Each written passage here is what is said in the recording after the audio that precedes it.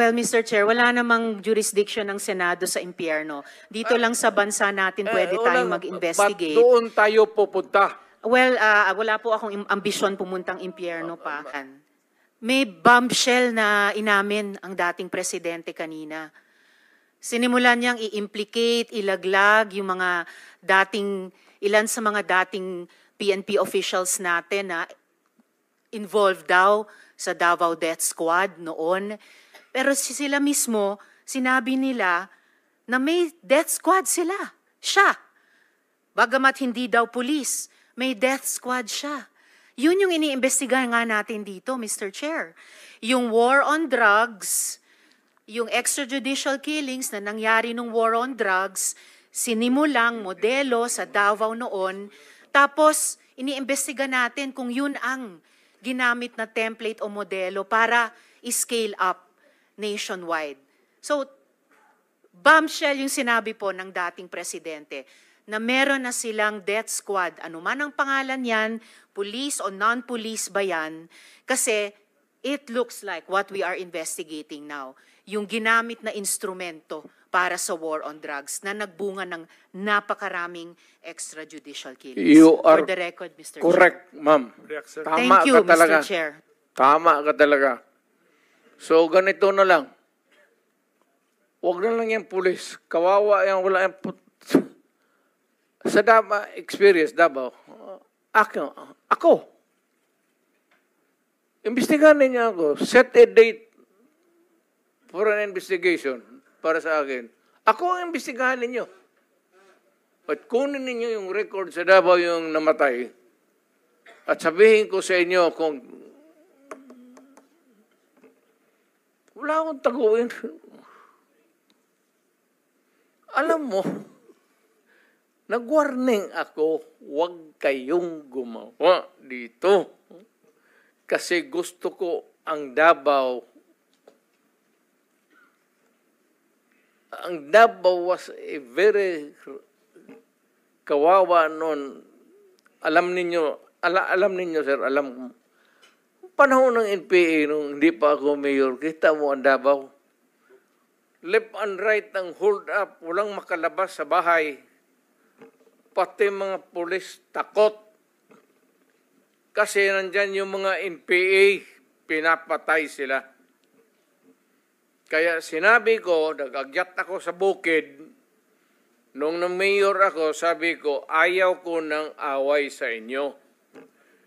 Pero yung mga pamilya ninyo, nandyan sa syudad natin, yung mga top honso ng Communist Party, bilangin ninyo sa ilan ang taga Davao. Saan ang pamilya nila? Sa Davao. Kaya umakyat ako sa bukid. Sinabi ko, stop it. Huwag ninyong patayin ang mga pulis ko kasi putang ina yung pamilya ninyo.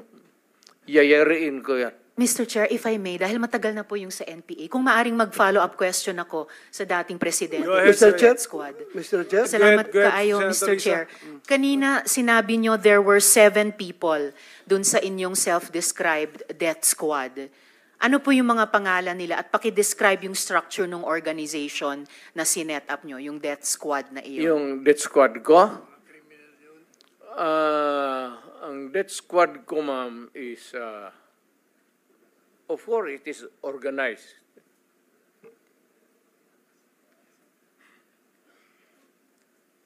Hanggang dyan lang. Ano po yung structure ng organization na iyon? Against criminals. Hindi po, yun yung task siguro na binigay nyo. Pero anong structure ng death squad niya iyon? Structure against crime and criminals. Ibig sabihin, ano po yung setup? At sino yung 7 yon na miyembro ng death squad Fight nyo? crime. No, sir. Yung pangalan nung sabi nyo, 7 tao na nasa death squad nyo. Mukhang patay naman sila lahat, ma'am. It's okay, sir. Ano pong mga pangalan nila? You know, when I was mayor, it's about 43. I am now 73. For the life of me, I cannot remember the name. And ano po yung structure nung 7 yon? Merong bang team leader, may 2 tenyente, then may 4 pa na tao? Ano po yung structure ng organization na iyon? I said I am 73 years old. Hindi ko nga alam kung bakit nandito ako kaharap mo. Sir, I'm sure alam nyo kung bakit kayo nandito. In fact, kayo po yung nagsalita ng pinakamarami sa resource persons. Well, May reward po ba yung 7 iyon sa death squad nyo? Again, ma'am? May rewards po bang ibinibigay sa mga miyembro ng death squad nyo tuwing nakakapatay sila? Police?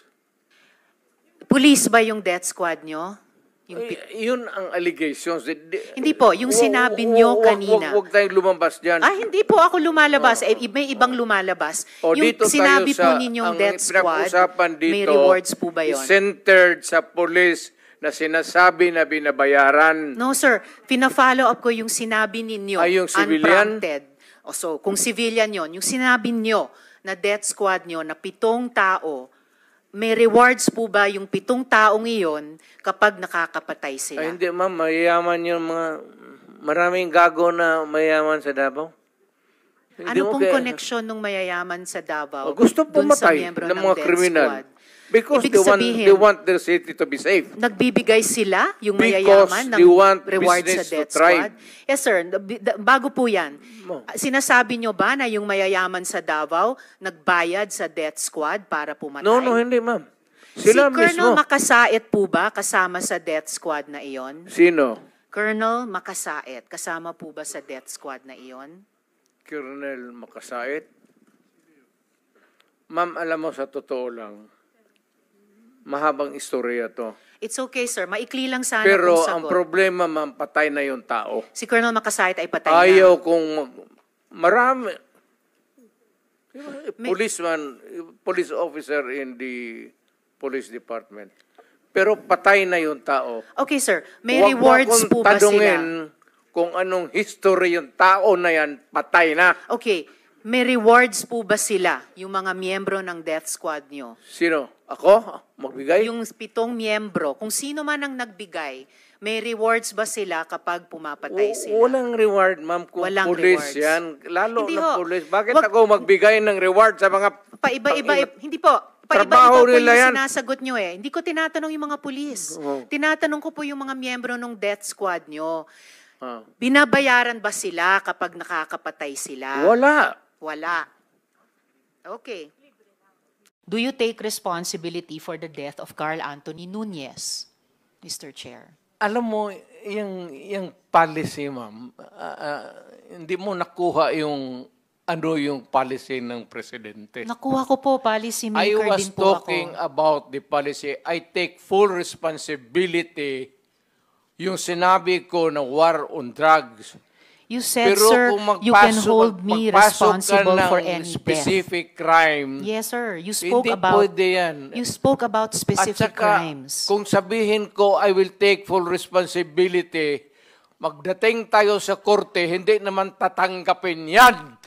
Well, Mr. Chair, and if the resource person could keep his volume and pitch to a normal Trying level. to pin me down on... Mr. Chair, you are pinned down by your own statements you of cannot. October. You have to pin no, me Mr. down Chair. I'm not trying to pin you lawfully. down The on exchanges air. are no longer productive. Mr. The hearing Chair. is Do not suspended. pin me down on semantics. Okay.